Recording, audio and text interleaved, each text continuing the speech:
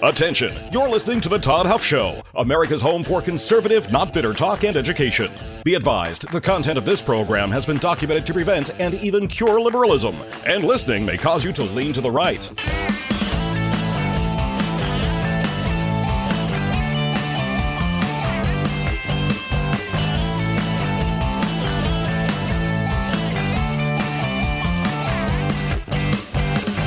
And now, coming to you from the Full Suite Wealth Studios, here's your conservative but not bitter host, Todd Huff. All right, my friends, I hope you had a wonderful weekend. Thank you for joining us here on today's Toddcast. It's my pleasure to be here. Today I want to talk about, what do I want to talk about here? I want to talk about we're in the 34th day of the Schumer shutdown. I want to talk about, just briefly give you an update on that. Mention what I think needs to happen next with the filibuster. In fact, there's some discussion here within the Republican Party about this. Apparently, there's some who are opposed to this, surprise, surprise, in the Republican Party because of the way it might be abused by the Democrats. We'll go through that briefly. I want to talk about SNAP reform, which we'll get to. Brooke Rollins is out there, USDA Secretary, talking about that. This will lead into border security because Trump's out there talking about ICE raids haven't gone far enough. Border security, the number of known or suspected terrorists stopped in 2025 might boggle your mind. And then in the next segment, or at the end of the program, I want to talk a little bit about comments that JD Vance, our vice president, made about his wife, Usha Vance, and his comments about her faith, or the faith that he hopes she one day chooses. And it's amazing to me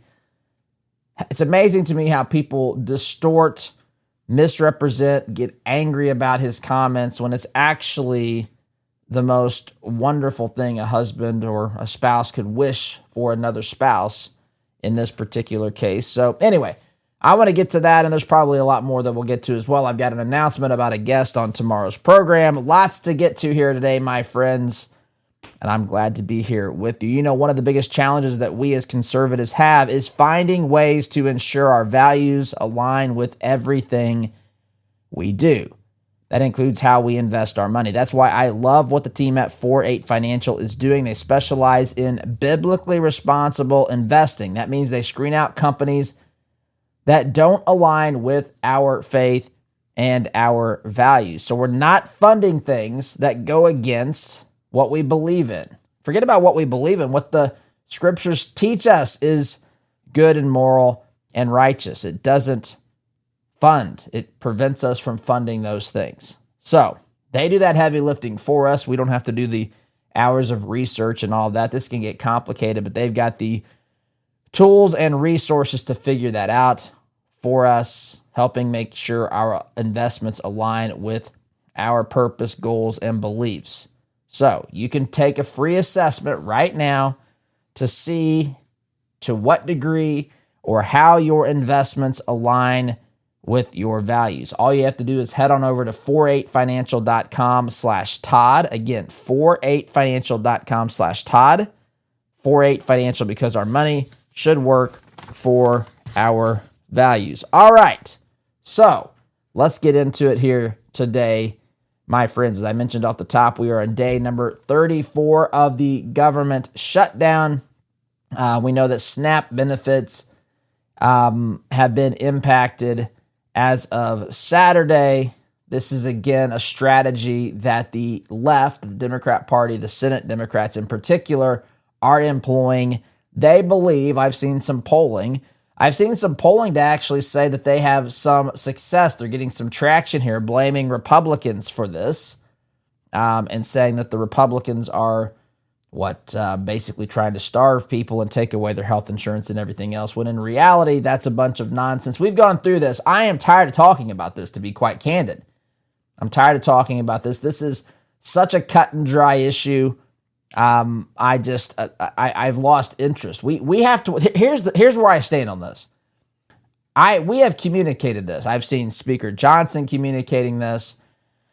I've seen people from the White House communicating this. I've seen Senator John Thune communicating this. I've seen people all over the place communicating this. Democrats have shut down the government. This is this is not complicated to understand.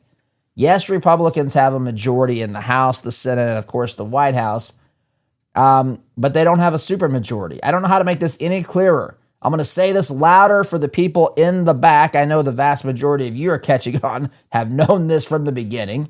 You're on to the Democrats' tricks and how they try to engage in political theater for political victories, even when it causes harm for people it doesn't need to be inflicted on the people in this particular instance. But Democrats insist that it does because it helps them politically, or they think it does. At least that's what some polling, maybe focus groups, is determining for today's Democrat Party. And so they're out there telling the lie. Republicans have the majority. Why don't they just pass it? Because it requires more than a majority, knuckleheads, to pass something from the Senate because of the filibuster rule. And I would tell them, you know what? I think I would say this if I was Senator John Thune. Of course, you got to get people like Susan Collins and the others who are reluctant to change the filibuster rule as it pertains to government shutdowns in general. You can change the rule. I went through how we could do this maybe last week or the week before. I'm not sure. But you can change the rule. I went through the process. I'm not going to go through the process, but basically what it means is someone says this rule has been violated. The parliamentarian's going to say, no, it isn't.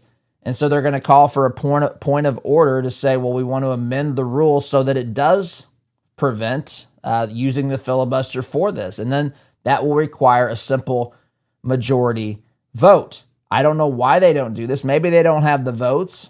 I think they don't want the political headlines with this, but I would say, look, the Democrats have been telling you out there for all these weeks now that we have the political majority in both houses and that we should, by not being able to reopen the government, we are showing that we don't have the political will or the ability to get our act together. We took them at their word here. We followed their advice and we decided, yeah, you know what? They're right. We should simply say that the filibuster will not be used to hold Americans hostage, to shut down this government, to engage in political theater, not to encourage actual continuation of debate, but to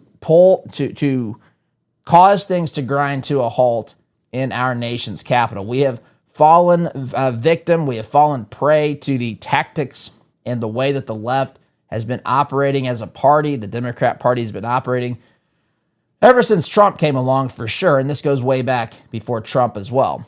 But we're going to take them. We're going to take their advice here, and we're going to say, that's right. They're right. We should just use our powers. This is constitutional powers here. We can change the rules. This is completely, they're not debating ideas. They're not trying to continue debate on an issue that the American people want to get to the bottom of. This is about reopening the government. This is about continuing spending exactly as it was on September 30th. And then when the calendar flipped to October 1st, they suddenly were against everything that was being done on September 30th. This is shenanigans. This is not serious. This is Nerf ball. This ain't playing real politics. This is just silly gamesmanship. They're right. We should use our majority power. And that's what we're going to do. That's what needs to happen here. I don't know if it will. I don't know if they can, because I don't know if the likes of Susan Collins and other Republicans like Lisa Murkowski. Now, I will say Fetterman's on board with this. Fetterman will come over. Don't know what Rand Paul will do in this instance because he's not in favor of any government spending. But on principle, I would think that you wouldn't want the government shut down when you have a majority of people who have a plan that will reopen it. But again, we'll see. But to me, this is what needs to happen. This is the tact and the direction that it needs to go. Now, you know that many conversations have been had about SNAP reform. And USDA Secretary Brooke Rollins, she was on an interview recently. She was on maybe a couple of interviews, and she says that SNAP benefits will be drastically reformed after thousands of illegals have been removed from the program. Now, she has said that there have been, let me read the quote here. Let me back up here. Here she is on, let's just play the clip. She's on Fox and Friends, or well, she's on Fox, I should say, not Fox and Friends. She's on Fox talking about this very thing. She's talking about SNAP. She's talking about the people who receive money, talking about SNAP in relationship to the government being shut down and people losing these benefits and all of this. And she's going to point out some things. She's going to point out why it is that, just how many people are abusing the system. How about that? The people that are abusing the system, some that are, of course, American, but some, of course, are not American.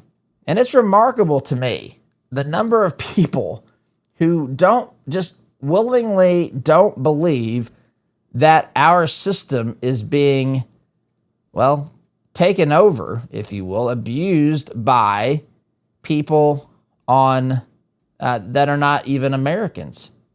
What is so hard to believe about that today? What is so hard to believe about that people that are here illegally are taking advantage of the system? I know that people will say, well, the law prevents this and that. The law prevents people from coming into this country illegally. The law is already there for that, but yet it hasn't prevented them from being here illegally. So why would it prevent them? What safeguards are in place to ensure that nobody is abusing the system? Why is that the case? Tell me why. I mean, I've often said this about people voting illegally. Why do people think that there's a line, if you will, a border that's guarded by pollsters, right? Poll workers on election day? We have people who cross our southern border illegally, but yet they won't cross the threshold of the border between the voting machine and the general public. Why would they not do that? What prevents them from doing that? Why are elections more secure, at least in the past before Trump took over? Why are elections more secure than our southern border, especially when you don't have things like ID and things along those lines? When you give illegal aliens a driver's license, none of this makes any sense, right? So, of course, there are people who find ways around the system. This is not complicated. This is human nature. And she's here saying, the director of the USDA Secretary, that 700,000 illegal aliens have been or are in the process of being removed from the system. I'll let you listen to a little bit of this conversation she has on Fox over the weekend. Again, this is USDA Secretary here speaking with Fox News about this, Brooke Rollins, and you can listen here to what she has to say about this very issue. If I can find the clip again, I scrolled up. Here we go. Here she is. Get some of these numbers. 42 million Americans are on SNAP, so that's 1 in 8. 73% of SNAP households are at or below poverty level. 79% of SNAP households include children or seniors or disabled people. And the average household benefit is about $332. Also, Brooke, you've said this before, and I think it's really interesting. You said some of the silver lining is we're getting to look a little bit behind the SNAP program. So we know that 20% of illegals are on SNAP and that 59% of households headed by illegals use SNAP or some other multiple welfare programs. Talk to us about that as well. I'm going to pause that. Think about what she just said. 20% of illegal aliens, according to Brooke Rollins, are on SNAP. 59% of households that are the head of household being an illegal alien are also on SNAP. That's what she's saying. Now, the left is going to say, no, that's illegal. We've got it written somewhere on a piece of paper that says you can't have these benefits if you are here illegally. Again, how many things? It's illegal to have a driver's license. It's illegal to vote in elections. Now you'll see some cities that say you can vote in local elections, which is absolutely insane that you would allow someone to vote in an election who's not here and shouldn't even, their opinion should not matter in the election because they're not a citizen. I mean, it's mind-blowing to me to think how far the left has gone down that path of absolute and utter insanity. But there's a lot of things you shouldn't be able to do if you're an illegal alien. If you're a terrorist, by the way, you shouldn't be allowed to come across our southern border. We know for a fact this happened during the Biden administration. I've got the numbers on how many suspected or even known terrorists were stopped in 2025 by the Trump administration. I'll share that number here in a bit. But there's lots of things you're not supposed to be able to do as an illegal alien. However, the reality is you absolutely can, because this government, well, the previous government, the Biden administration in particular, let them do whatever they can. Make no mistake about this. This was an attempt. This is an ongoing attempt of the left to secure a voting base for winning elections. This was all about electoral politics. The left is not some sympathetic group. You may have seen, this is not in my stack of stuff to talk about, but you may have seen a group of teachers over the weekend.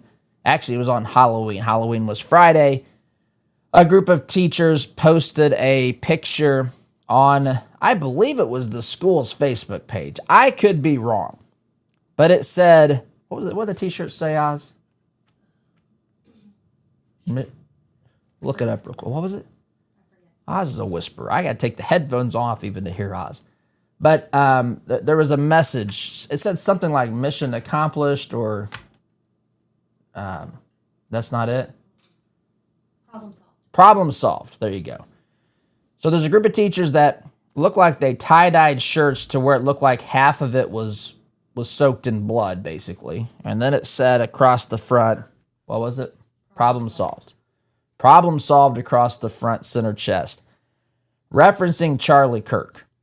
There's like 8 or 9 teachers. I think it was on the school's Facebook page. I could be mistaken, but these people were proud out there. They're saying that they're sympathetic. They're sympathetic to, I guess, people who are looking to, make a way in this world.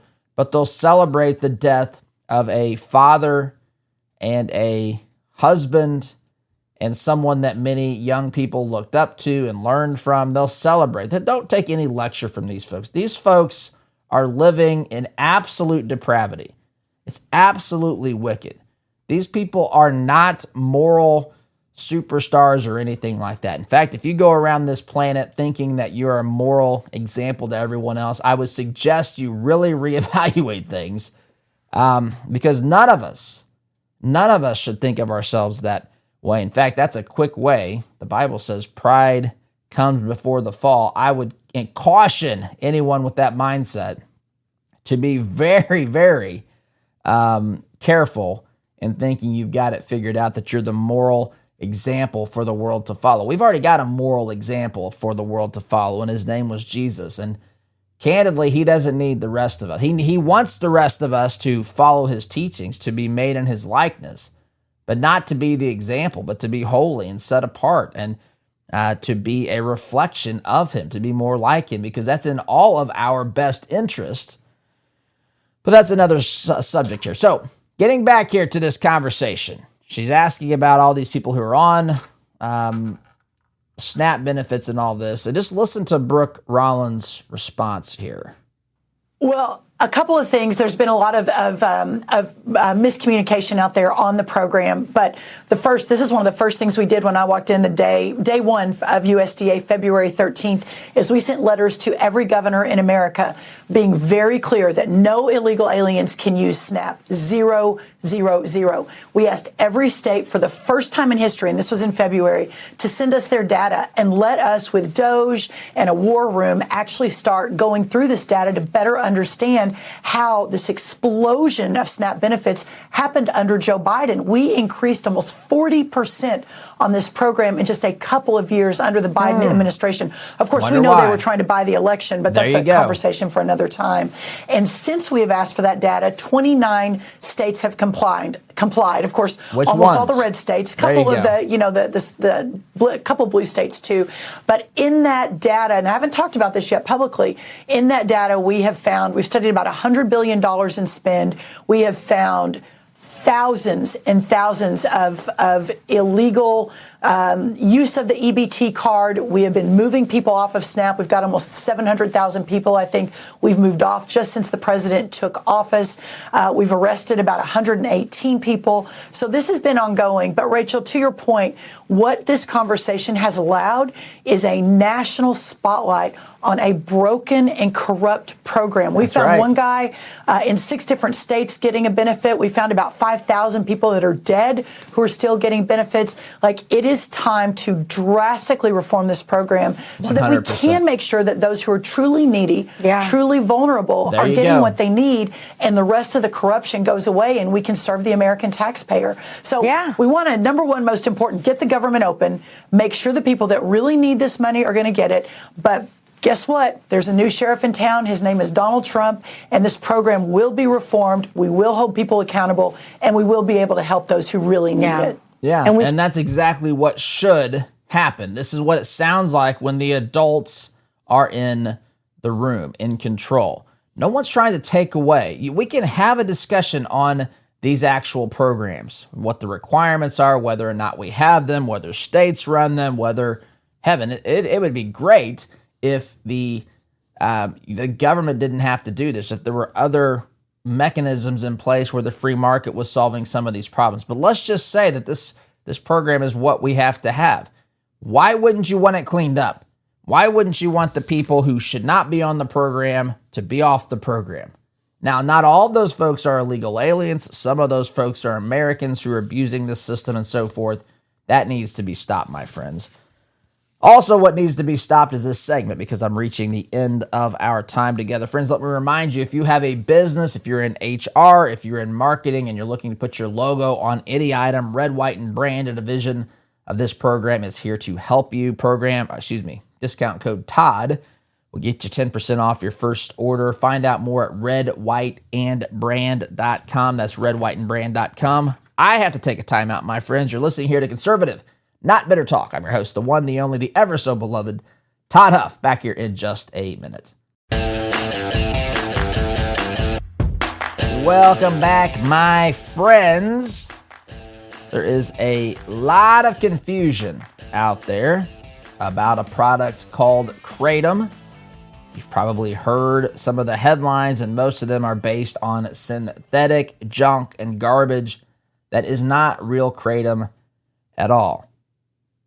Real Kratom is natural, tested, handled with care, not mixed with other synthetic things, and that's exactly what you get from Christopher's Organic Botanicals. They're a family-run company that partners directly with farmers in Indonesia. Every batch is lab tested for purity. Every batch is tested to make sure that it is safe.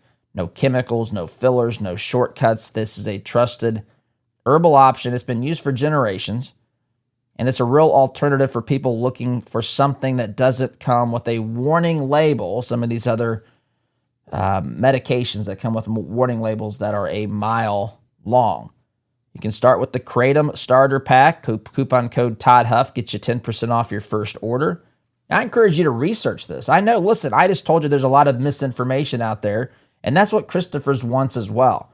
Look into this to see if you have if you're looking to get off of some of these prescription medications for different things. That doesn't solve every problem. I'm not saying that, but look into this, research it, see if it's good for you, see if you think it's a solution that's worth trying. Visit Christopher'sOrganicBotanicals.com. That's Christopher'sOrganicBotanicals.com. Truth, tradition, transparency. All right, I want to continue discussing kind of in the same vein here what we've been discussing so far. We've been talking about the government shutdown. We've been talking about SNAP benefits. That led us into the discussion about illegal aliens, although it's not all just, listen, it's not just illegal aliens who are abusing the SNAP program. It's all people. I get tired of saying that. And I know the core daily listener here, I know that you know this. But for those who are tuning in, those who have listened to the mainstream media, those who see the world through a lens of race and ethnicity and all these other things, instead of just the lens of humanity, we are all human beings. We are all human beings created in the image of God. We are all human beings who have used our freedom of choice to make bad choices, to do things that, dare I say, are evil. Now, there's degrees of evil. I understand, especially from a human perspective, it's much more evil to do what Adolf Hitler did or to do what the abortionists are doing than to tell a white lie. I understand that, but it's all degrees of evil. It's called sin in the Bible, and it doesn't matter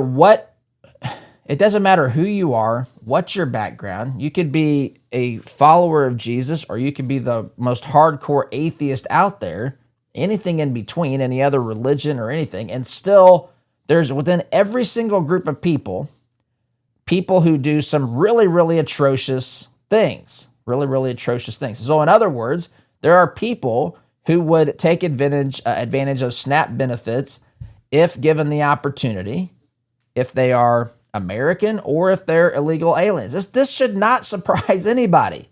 It is amazing to me the number of people who would say things like, no, there's a piece of paper out there that says illegal aliens can't be on SNAP benefits. Well, there's lots of pieces of paper with lots of things out there that say people shouldn't be able to do X, Y, and Z, and people are doing X, Y, and Z all the time. How much is your head? How much does your head have to be buried into the sand to think that there is a 0% rate of crime for any group of people or regarding any particular thing? Of course, there are people that do everything. We have, 340 million people living in this country. Obviously, absolutely, these people are going to do things that shouldn't be done, things that are even written on a piece of paper somewhere. It's amazing to me how the left thinks you can just put something down on a piece of paper. It reminds me of these stupid nuclear deals we made with people like, nations like North Korea back in the day with Bill Clinton, or like we made with Iran under President Obama's reign as president. And they think, they signed the paper, they made a pinky promise, I guess we're not going to have any nuclear weapons in Iran or North Korea. What kind of level of ignorance and stupidity must one have to come to that conclusion? Now, there are illegal aliens, absolutely. I have no doubt in my mind. I don't know the numbers. I don't know. She said 700,000. I don't think she was saying 700,000 illegal aliens, though possibly. It wasn't entirely clear. I think she was saying they found 700,000 people in total who were abusing the system, who were trying to take advantage of the system, who didn't qualify for the system, that were getting benefits, I should say, from SNAP. Some American, some illegal alien.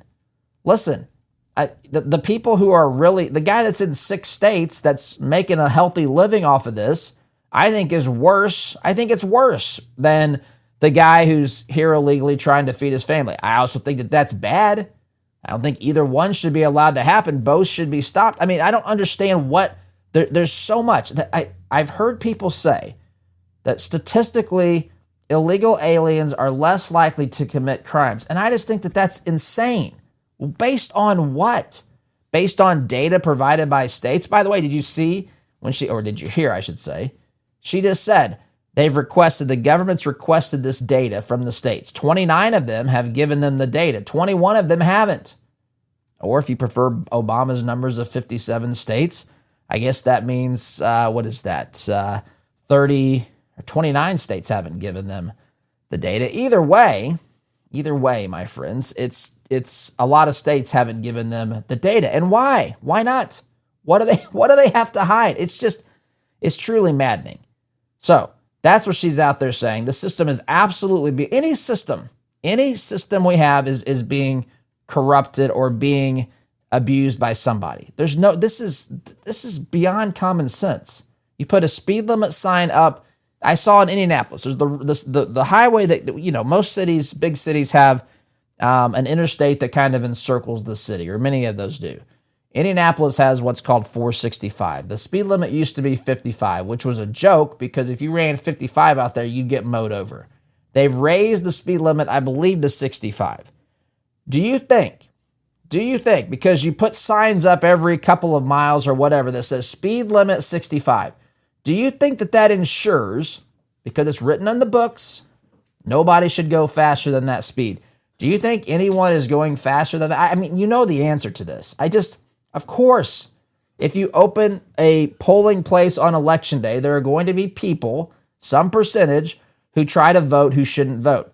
We can argue about whether it's a small percentage or a large percentage, whether other things are happening. But the idea that someone would try to take advantage of the system and use it to their benefit, of course that will happen. It's the case with anything. If you open a grocery store, someone's going to try to steal from you. This is not complicated stuff, my friends. Not complicated stuff in the slightest. I want to move on, though, because I do want to talk about JD Vance. That's probably going to be in the next segment. But I want to tell you, I told you I would tell you the number of known or suspected terrorists stopped this year. This stuff, by the way, is all in our stack of stuff at the website, toddhuffshow.com. If you want to read this for yourself, I don't have a lot of time to spend here because of the format of the program. Headline here, border security, 6,525 known or suspected terrorists stopped. Federal agencies report 6,525 known or suspected terrorists were prevented from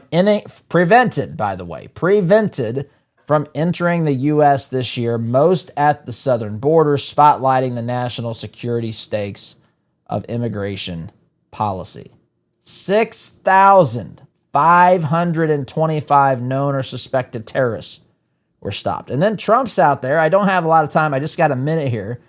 Just want to mention this and let you know that this is also in the stack of stuff at the website if you want to see it. It's at Breitbart if you'd rather try to dig it up there, but we've got the direct link on our website. Trump's on 60 Minutes, and he says, look, he said that ICE raids haven't gone far enough. That's what Trump said. Don't know if I can. Yeah, I think this is it. Let me see if this is it. I may have grabbed the wrong one here. Let's just see. I've got just a little bit of time. I got time to play this, so let's let her rip and see what we got here. Make sure. More recently, Americans have been watching videos of ICE tackling a young mother, tear gas being used in a Chicago residential neighborhood, and the smashing of car windows. Have some of these raids gone too far? No, I think they haven't gone far enough because we've been held back by the judges, by the liberal judges that were put in by Biden and by Obama. You're okay with those tactics? Yeah, because you have to get the people out. Okay, so that's a clip.